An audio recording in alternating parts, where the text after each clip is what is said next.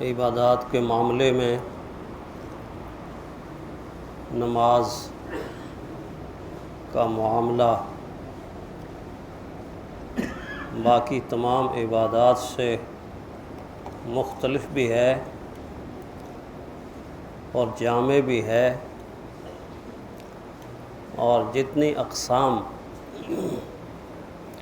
نماز کی عبادت کی بنتی ہیں اتنی دوسری کسی عبادت کی نہیں بنتی۔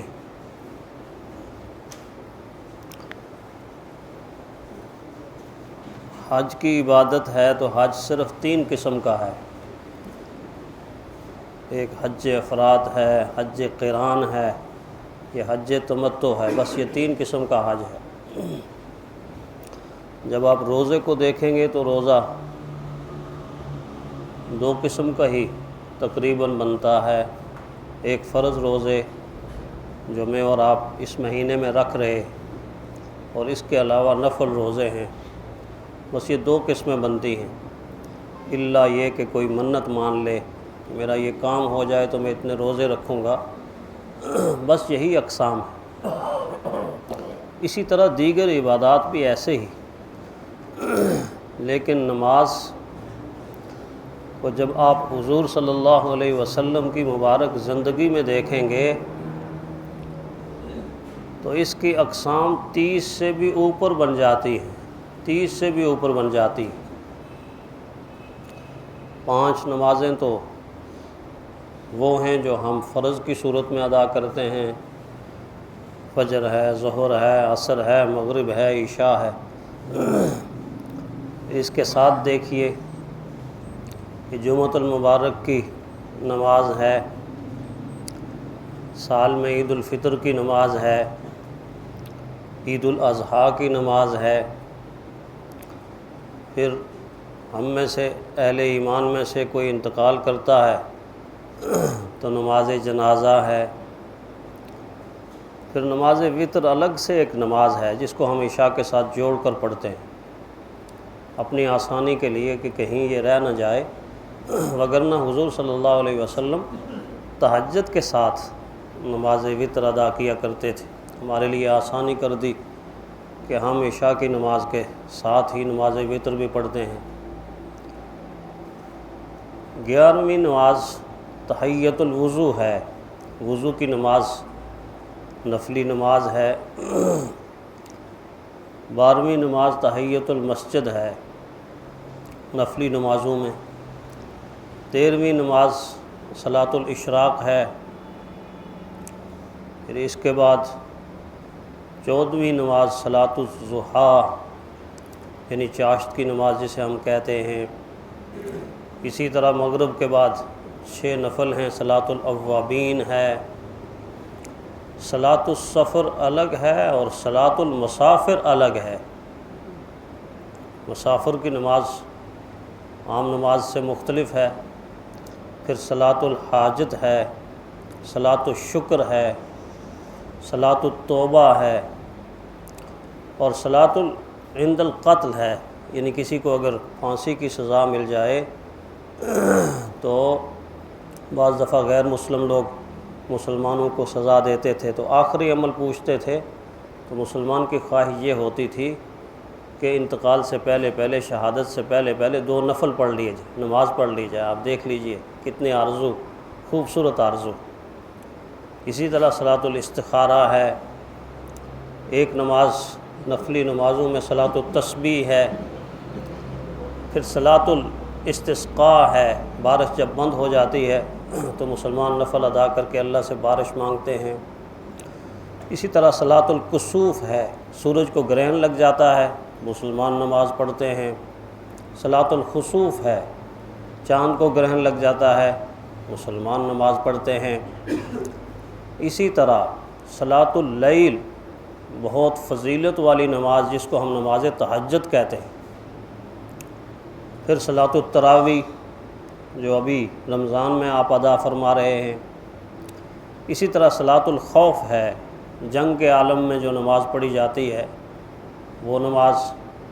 پھر صلاۃ المریض، مریض کے احکامات الگ بن جاتے ہیں، وہ کیسے نماز پڑھتا ہے۔ اور یہ تقریباً 30 سے اوپر نماز کی قسمیں بن جاتی ہیں۔ کوئی آدمی یہ کہتا ہے میرا یہ کام ہو جائے، منت مان لیتا ہے، میں 10 نفل پڑھوں گا۔ بعض لوگ نفلوں میں منت میں مبالغہ آرائی کر دیتے ہیں، اس وقت جذبات میں کہتے ہیں میں 100 نفل پڑھوں گا میں 1000 نفل پڑھوں گا۔ تو جب پڑھنے پڑتے ہیں تو ظاہر ہے کہ 1000 نفل پڑھنا کوئی آسان تو نہیں ہے، تو بعد میں پوچھتے ہیں اب کیا کریں، تو اب پڑھنی پڑے گی۔ بظاہر تو یہ نفل نماز تھی، لیکن منت مان کر اس کو واجب کر دیا، یہ واجب کے درجے میں جا پہنچی، اب پڑھنی پڑے گی۔ تو آپ دیکھیے کہ نماز کی عبادت کا میدان کتنا وسیع ہے، کتنا وسیع ہے۔ اور پھر حضور صلی اللہ علیہ وسلم نے ان تمام نمازوں کو ادا بھی فرمایا اور ان کی الگ الگ فضیلت بتائی، الگ الگ فضیلت بتائی۔ جس طرح میں نے کہا تحیۃ الوضو، یہ نماز ہماری زندگیوں سے، اکثر کی زندگیوں سے نکل چکی ہے، اکثر کی زندگیوں سے نکل چکی ہے۔ حالانکہ صحابہ جب بھی وضو فرماتے تھے تو وقت اگر مکروہ نہ ہو، 3 وقت مکروہ ہوتے ہیں، ایک سورج طلوع ہو رہا ہو، ایک جس کو ہم زوال کا وقت کہتے ہیں، ایک غروب ہوتے ہوتے نفل نماز نہیں پڑھی جاتی۔ ان 3 اوقات میں سے اگر کوئی وقت نہ ہو تو صحابہ ضرور تحیۃ الوضو پڑھتے تھے۔ بہت پیار تھا اس نماز سے صحابہ کو، یہاں تک کہ حضور صلی اللہ علیہ وسلم نے حضرت بلال سے یہ بات پوچھی کہ اے بلال آپ کون سا اتنا خاص عمل کرتے ہو کہ میں نے جب اللہ تعالیٰ کی جنت دیکھی اور جنت میں آپ کے قدموں کی آہٹ سنی تو حضرت بلال رضی اللہ تعالیٰ عنہ نے فرمایا کہ میں جب بھی وضو کرتا ہوں تو وضو کرنے کے بعد 2 رکعت نماز نفل ادا کرتا ہوں۔ کتنی بڑی فضیلت ہے کہ 2 رکعت نماز نفل ادا کرنے سے بندہ فرش پہ چل رہا ہے اور قدموں کی آہٹ جنت سے آ رہی ہے۔ اسی طرح تحیۃ المسجد، مسجد میں آنے کے بعد 2 نفل پڑھنا۔ ہم تحیہ کے لفظ سے اصل میں گھبرا جاتے ہیں، آتا نہیں نا، تو ضروری نہیں کہ یہ لفظ آئے، دل میں یہ ارادہ ہو کہ مسجد کے نفل پڑھ رہا ہوں، دل میں یہ ارادہ ہو کہ وضو کے نفل پڑھ رہا ہوں، کوئی ضروری نہیں کہ یہ نفل آپ اسی طرح پڑھیں کہ میں تحیۃ المسجد کی نیت کرتا ہوں، کوئی ضروری نہیں یہ لفظ ادا کرنا، مسجد کے نفل پڑھ رہا ہوں، وضو کے نفل پڑھ رہا ہوں۔ تحیۃ المسجد حضور کو اتنی پیاری تھی، اتنی محبوب تھی کہ ایک صحابی حضور صلی اللہ علیہ وسلم کی خدمت میں حاضر ہوئے تو رسول اللہ صلی اللہ علیہ وسلم نے ان سے فرمایا جاؤ پہلے 2 نفل پڑھو، پھر میری مجلس میں آ کے بیٹھو، پھر مجھ سے ملاقات کرو، واپس کر دیا۔ تو آپ کو معلوم ہے کہ حضور صلی اللہ علیہ وسلم کے روضے پر جب زیارت کے لیے لوگ جاتے ہیں تو 2 کام پہلے کر کے جاتے ہیں۔ ایک مسجد سے باہر تھوڑا سا صدقہ کرتے ہیں، تھوڑا سا صدقہ، کسی کو 1 ریال دے دیا، 2 ریال دے دیے، اس کی پابندی ہے، یہ کرنی چاہیے۔ اور دوسرا مسجد نبوی میں پہلے 2 نفل پڑھتے ہیں، اگر وقت ہو تو تحیۃ المسجد پڑھ کے پھر حضور صلی اللہ علیہ وسلم کے روضے پہ حاضری دیتے ہیں۔ تو یہ تحیۃ المسجد کے نفل یہ بہت فضیلت والے ہیں۔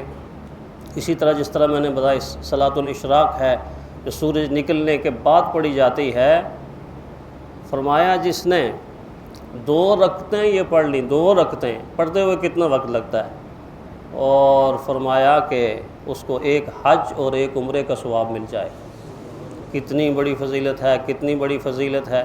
اسی طرح صلاۃ الضحیٰ، اس کے بعد جو 9-10 بجے ہم پڑھتے ہیں جس کو چاشت کی نماز بھی ہم کہتے ہیں، یہ کم از کم 2 رکعت ہے، اور زیادہ سے زیادہ 12 رکعتیں بھی حضور صلی اللہ علیہ وسلم نے پڑھی ہیں۔ اور فتح مکہ کے دن حضور صلی اللہ علیہ وسلم نے 8 رکعتیں پڑھی، 8 رکعتیں پڑھی۔ اور اس نماز کی فضیلت میں یہ بات بتائی کہ انسان کے بدن کے 360 جوڑ ہیں، ہر جوڑ کے اوپر ایک صدقہ واجب ہوتا ہے۔ اگر ایک انسان یہ 2 رکعتیں ہی پڑھ لیتا ہے تو اس صدقے کا اجر اس کو مل جاتا ہے، اس صدقے کا اجر اس کو مل جاتا ہے۔ اسی طرح صلاۃ الاوابین ہے جو 6 رکعت ہم نماز مغرب کے بعد پڑھتے ہیں، اس کا بھی اللہ جل شانہ نے بہت ثواب رکھا ہے۔ اگر یہ 6 رکعتیں کوئی اخلاص کے ساتھ پڑھتا ہے، حدیث میں آتا ہے 12 سال کی نفلی عبادت کا اس کو اجر مل جاتا ہے۔ رکعتیں ہیں 6، اور اجر کتنا بڑا؟ 12 سال کی نفلی عبادت کا اجر اس کو مل جاتا ہے۔ اسی طرح ایک نماز تو مدینے میں ایسی ہے کہ 2 رکعتیں پڑھنے پر 1 عمرے کا ثواب ملتا ہے۔ وہ کون سی نماز ہے کہ فجر کی نماز مسجد نبی میں پڑھی اور پھر وہاں سے اٹھ کے چلے گئے مسجد قباء میں، اور مسجد قباء میں جا کر 2 رکعت نماز اشراق پڑھ لی تو 1 عمرے کا ثواب۔ اب دیکھ لیجئے عمرہ تو مکہ میں ہوتا ہے، لیکن مدینہ میں رہتے ہوئے بھی اللہ تعالیٰ نے کس طرح دروازہ کھول دیا کہ وہاں رہتے ہوئے بھی تم عمرہ کر سکتے ہو، عمرے کا ثواب لے سکتے ہو، نفلی عمرہ۔ اسی طرح صلاۃ الحاجت ہے، صلاۃ التسبیح ہے جو حضور صلی اللہ علیہ وسلم نے اپنے چچا کو سکھائی اور فرمایا روزانہ پڑھ لیا کرو، اگر نہیں پڑھ سکتے تو ہفتے میں 1 مرتبہ، نہیں پڑھ سکتے تو مہینے میں 1 مرتبہ، نہیں پڑھ سکتے تو کم از کم سال میں تو 1 مرتبہ پڑھ لیا کرو۔ اور فرمایا یہ ایسی نماز ہے کہ اگر سمندر کی جھاگ کے برابر بھی کسی کے گناہ ہوں، صغیرہ گناہ مراد ہوتے ہیں ایسے، تو فرمایا اس نماز کے پڑھنے سے اللہ تعالیٰ تمام معاف فرما دے گا، اس نماز کے پڑھنے سے اللہ تعالیٰ تمام معاف فرما دے گا۔ اور نماز تہجد کی تو فضیلت ہی بہت زیادہ ہے، الگ سی فضیلت ہے۔ حضرت علی رضی اللہ تعالیٰ عنہ فرماتے ہیں کہ حضور نے فرمایا جنت میں ایسے بالا خانے ہیں جو اتنے صاف شفاف ستھرے کہ ان کا منظر اندر سے باہر اور باہر سے اندر کا منظر نظر آتا ہے۔ اللہ کے نبی سے پوچھا گیا جب یہ بیان فرما رہے تھے حضور اللہ کے نبی یہ کن لوگوں کو ملیں گے، تو حضور نے فرمایا اچھی گفتگو کرنے والے، گالی سے پاک، چغلی سے پاک، بہتان سے پاک اور ان جھوٹ سے پاک گفتگو، اچھی گفتگو ہوتی ہے۔ اچھی گفتگو کرنے والے، اچھا کلام کرنے والے، دوسروں کو کھانا کھلانے والے، نفلی روزے رکھنے والے، اور آخر میں فرمایا جب لوگ سوئے ہوئے ہوں تو وہ اٹھ کر نماز پڑھنے والے، جب لوگ سوئے ہوئے ہوں تو اٹھ کر نماز پڑھنے والے۔ یہ کیسی نماز ہے؟ یہ ایسی نماز ہے کہ اس میں دکھلاوا، ریا، تصنع اور بناوٹ بھی نہیں ہوتی، اس لیے کہ تہجد کے وقت انسان اکیلا ہوتا ہے، کوئی دیکھنے والا نہیں ہوتا۔ تو یہ ساری کی ساری نمازیں جو اللہ تعالیٰ نے حضور صلی اللہ علیہ وسلم کے ذریعے سے ہمیں سمجھائی ہیں، کوشش کرتے رہنا چاہیے کہ ہم اپنی زندگی کے اندر ان نفلی نمازوں کی عادت بنا لیں، اور ان کی عادت اللہ سے قریب اور قریب تر کرتی جائے گی۔ اللہ تعالیٰ ہمیں صحیح طور پر نماز ادا کرنے کی توفیق عطا فرمائے۔